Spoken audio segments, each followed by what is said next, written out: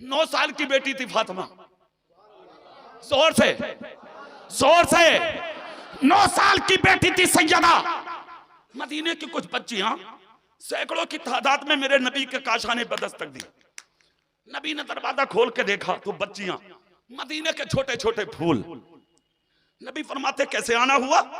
बच्चियों ने सुना, कहा हमने सुना आपके घर में बेटी भी है। और से नहीं बोलोगे? पूरी ताकत से नहीं बोलते? हमने सुना आपके घर में बेटी भी है और नाम उसका फातिमा है। नबी बोले हाँ है। तो कहा अगर इजाजत हो तो अंदर आके बेटी को देखना ले। 9 साल की हो गई, मदीने के मर्द तो मर्द औरतें ना देख सकी। इतना जब कहा तो नबी ने इजाजत दी। और वो भी कब?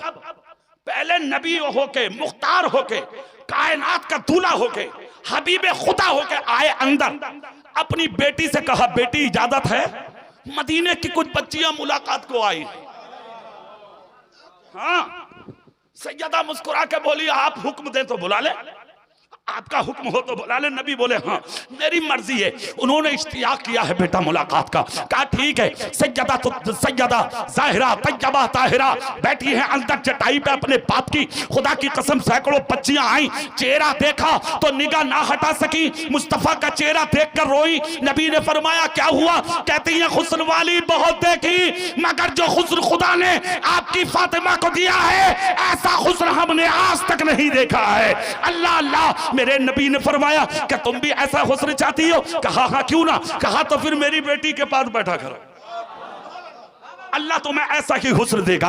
आज तुम भी तो मार्केटों में हुस्न तलाश करते हो। अच्छा अच्छा मार्केट से हुस्न, यानी कि तुमने क्रीम लेके लगा लिया, बेटियों ने लगा लिया, बहनों ने लगा लिया, बच्चियों ने लगा लिया। एक क्रीम मदीने से तकसीम हुआ था और फ्री में आज से 1500 साल पहले तुम्हारे नबी ने बांटा था, जो मार्केटों में नहीं मिलता, अल्लाह वालों के कदमों में मिलता है। और वो क्रीम ये था कि हमारी बहनें, हमारी बेटियां, हमारी बीवियां, हमारी माएं, हमारी बच्चियां, हमारे घर की दुख्ता ये 5 वक्त की नमाज पढ़ें और उसी 5 टाइम की नमाज के साथ ईशा की नमाज के बाद एक सजदा लंबा करें। और इतना लंबा सजदा करें कि उनके सर का, पांव के तलवों का खून उनके टखनों में आ जाए, टखनों से निकल करके उनकी पीठ में चढ़ जाए, उनकी पीठ से चल के उनके सर में चढ़ जाए, उनके सर से चल के उनके चेहरों में भर जाए। खुदा की कसम मुस्तफा कहते हैं 40 दिन लंबा सजदा करके तो देख, अल्लाह तुझे वो हुस्न अता करेगा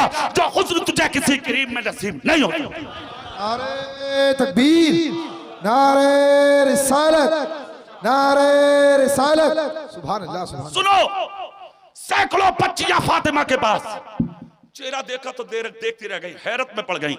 उसके बाद कहा फातिमा तो ज़हरा से अगर इजाजत हो तो हम तुम्हें मदीने के बागात में घुमा दें। सैयदा बोली इतना भी अच्छा, उससे भी अच्छा मैं अमल न बता दूं?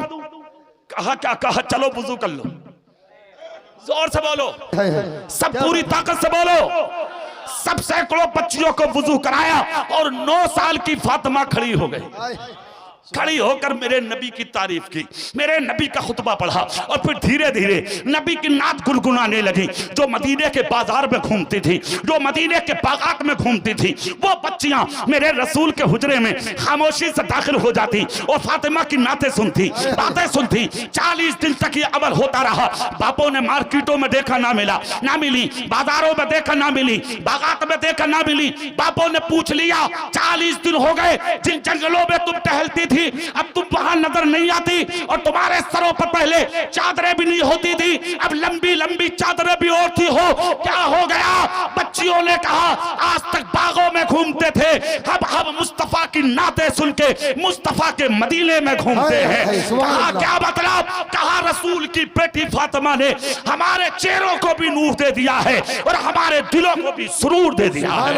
अल्लाह अल्लाह। पूरे मदीने की बच्चियों को अकेली फातिमा ने मोहम्मद मुस्तफा का गुलाम बना दिया। फिर मदीने का माहौल ये हो गया कि अगर 25 साल की होती थी तो बाद में होती थी, पहले उसके सर पे मोहब्बत रसूल का दुपट्टा आ जाता। क्या बात, बेशक।